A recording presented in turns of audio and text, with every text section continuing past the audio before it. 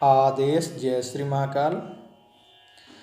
कुछ दिनों से अपनी साधनाओं में व्यस्त रहने के कारण और कुछ निजी कारणों से मैं आप सबसे दूर रहा। यूट्यूब पे हमारी वीडियो नहीं आ सकी, लेकिन मैं अपने व्हाट्सएप और ये टेलीग्राम के माध्यम से हमेशा आप लोगों की समस्याओं को सुनता आया हूँ और प्रयास किया हूँ कि उन समस्याओं को दूर कैसे किया जाए, इसके लिए मैंने उपाय भी बताया है।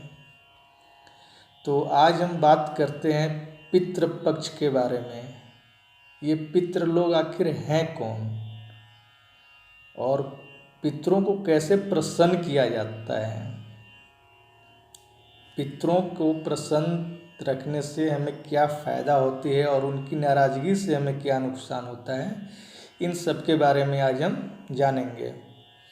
देखिए, श्राद्ध से बढ़कर कोई कल्याणकारी कार्य नहीं होता है और वंश वृद्धि के लिए पितरों की आराधना ही एकमात्र उपाय है। जिन लोगों को वंश वृद्धि में समस्याएं आ रही हैं, संतान नहीं हो रही हैं या फिर संतान होकर गलत मार्ग पे यदि जा रही हैं, तो उन्हें पितृ दोष कहीं न कहीं बाधित कर रहा है। पितरों को लेकर बहुत से लोगों को हमेशा एक जिज्ञासा बनी रहती है कि आखिर वो हैं कौन, वो क्यों नाराज़ होते हैं और उनकी नाराज़गी से क्या होता है, ये पितृ दोष क्या है, और यदि हमारे पितर हमसे नाराज़ हैं तो हमें कैसे मालूम चले कि वो हमसे नाराज़ हैं, और यदि वो नाराज़ हैं तो उन्हें कैसे प्रसन्न किया जाए। ये कई लोगों की जिज्ञासाएँ होती हैं। हमारे टेलीग्राम ग्रुप जो है और हमारे व्हाट्सएप पर भी इस तरह के मैसेज आते रहते हैं। तो देखिए, इसका एक सीधा सा जवाब है कि पितृ जो हैं वो हमारे पूर्वज हैं, जिनका ऋण हमारे ऊपर हमेशा है। उन्होंने हमारे लिए कोई न कोई तो उपकार किया है, इसीलिए तो आज हम इस धरती पे हैं, हम सुखी पूर्वक जीवन बिता रहे हैं। और यदि हम कष्ट में हैं तो वो अपने कर्मों के कारण हैं। मृत्यु लोक के ऊपर पितृलोक होता है, ठीक है, और पितृलोक के ऊपर भी सूर्यलोक है और सूर्यलोक के ऊपर स्वर्गलोक है।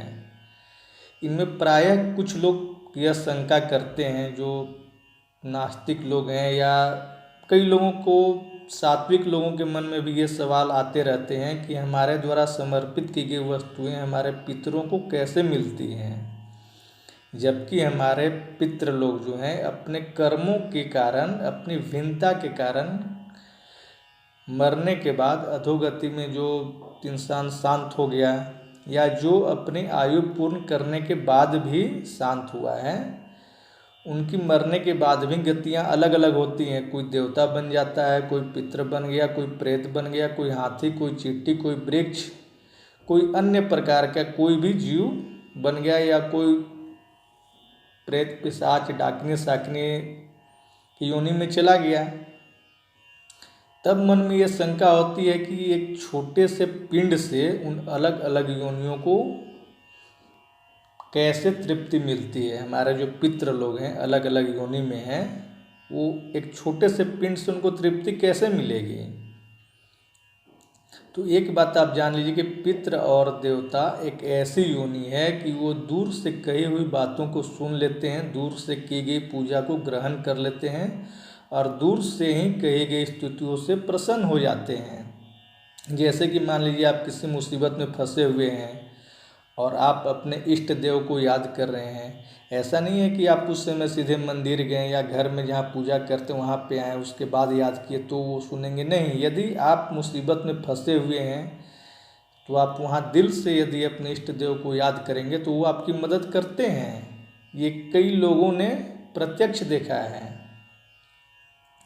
ये जो हमारे पितृ लोग हैं, ये हमारे भूत भविष्य वर्तमान सब जानते हैं और सभी जगह पहुँच सकते हैं, ठीक है। पितृ पक्ष जो है वो पिता के पक्ष के तरफ 3 पीढ़ियों का और माता के पक्ष के तरफ 3 पीढ़ियों के जो पूर्वज हैं उनके लिए तर्पण किया जाता है और इन्हीं को पितर भी कहते हैं, ठीक है। पितृ पक्ष जो है भाद्रपद पूर्णिमा से शुरू होकर आश्विन कृष्ण पक्ष अमावस्या तक 15 दिनों का जो पीरियड है, इसे पितृपक्ष माना जाता है।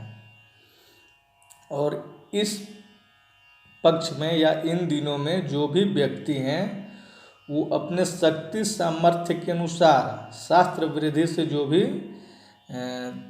श्रद्धापूर्वक पिंडदान करते हैं, श्राद्ध करते हैं, उनके सभी मनोरथ सिद्ध होते हैं। उनका घर परिवार व्यवसाय आजीविका नौकरी जिस भी क्षेत्र में है वहाँ हमेशा उन्नति होती है, उसमें अवनति की कोई गुंजाइश ही नहीं है। यदि पितृ आपके प्रसन्न है तो सब कुछ सही होगा। अब देखते हैं कि पितृदोष के क्या क्या कारण हैं, कब कब होता है पितृदोष। तो इसके भी कई कारण हो सकते हैं। यदि किसी के पूर्वजों द्वारा उनकी ज़िंदगी में जानबूझकर या अनजाने में किए गए बुरे कर्म जो हैं वो उनकी आत्माओं को हमेशा परेशान करते रहती हैं, इसलिए उसका असर उनके बच्चों पर आता है। या कई बार जो हैं बच्चे जो हैं वो जानबूझकर या अनजाने में गलत मार्ग अपना लेते हैं, गलत क्रियाओं को करते हैं, शास्त्र के उल्टा चलते हैं, तो भी उनके बुरे कर्मों से उनके पूर्वजों की आत्माओं को तकलीफ़ होती है और फिर उसका गलत रिजल्ट आपके जीवन में देखने को आता है। कई बार है कि किसी के पूर्वज कम उम्र में चले गए, अचानक उनका प्राकृतिक रूप से शांत हो गए, तो उनकी कई प्रकार की इच्छाएं मन में रहती हैं और अगर वो इच्छाएं पूरी न हो तो उनकी आत्माएं भटकती रहती हैं, हमेशा उन्हें परेशान करते रहती हैं। जैसे कि कोई व्यक्ति अपने मन में कई प्रकार की इच्छाओं को रख सकता है, जैसे घर बनाना है, बच्चे की पढ़ाई करनी है, बेटी है उसकी शादी करनी है, कई प्रकार की इच्छाएं हैं। लेकिन अगर वो पूरा नहीं हुई और बीच में ही वो शांत हो गए तो उनकी आत्माएं भटकती रहेंगी। या एक कारण और हो सकता है कि आज जो हमारे पीढ़ी है या आज की पीढ़ी के पहले की पीढ़ी कोई ऐसा काम करे जो आपके घर परिवार के खानदान के संस्कारों के विरुद्ध हो, जैसे कि कोई अंतर्जातीय विवाह कर लेवे, अपने धर्म को छोड़ के दूसरे धर्म में चले जाए, धर्म के विरुद्ध आचरण करें, पारिवारिक संस्कृति से अलग खान पान या क्रियाकलाप करें, तो ऐसी स्थिति में भी पितृदोष होता है। अगर आपकी कोई भी पीढ़ी है या आपके जो बच्चे हैं वो अपने धर्म से विहीन होंगे, अन्य धर्मों के प्रति उनका रुझान बढ़ेगा, वहाँ पे जाएंगे, अपने जो क्रियाकलाप हैं उससे वो अलग हो गए, तो भी आपको पितृदोष परेशान करेगा ही। या फिर आपके पूर्व की पीढ़ी में किसी व्यक्ति ने आत्महत्या कर लिया हो और ऐसी स्थिति में वो आत्महत्या किया हो जब उसकी कई सारी इच्छाएं थीं जो पूरी नहीं हो सकी, या कोई विवाद के कारण या घरेलू मानसिक परेशानी के कारण अगर किसी ने आत्महत्या की है तो भी उसकी आत्मा भटकती रहेगी और उसका जो असर है वो आपके बच्चों पर पड़ेगा, आपके घर पे पड़ेगा। ठीक है, तो अगर मान लीजिए किसी के घर में या किसी के कुंडली में पितृदोष है तो उसके लिए क्या उपाय करें। ये उपाय जो मैं बता रहा हूँ आप कभी भी कर सकते हैं, ऐसा नहीं है कि पितृपक्ष में ही करना है। ठीक है, इसके लिए आप प्रतिदिन घर में दुर्गा सप्तशती का पाठ कर सकते हैं, एक अध्याय, या सुंदरकांड का पाठ कर सकते हैं। लेकिन सबसे जो सरल और सिंपल उपाय है जो कोई भी कर सकता है वो उपाय आप नोट कर लीजिए। इसमें करना क्या है कि सभी के घर में जो मिट्टी के घड़ा रहता है, मटका जिसमें पानी भरते हैं, उस पानी को आप रात के समय घड़े को भर दिया। दिन में घड़ा तो हमेशा भरा ही रहना चाहिए, उससे कोई दिक्कत नहीं है। सुबह में जब आप उठते हैं सोकर तो सबसे पहले उस घड़े से 1 लोटा जल निकालकर अपने दरवाजे पर छींटे मारिए।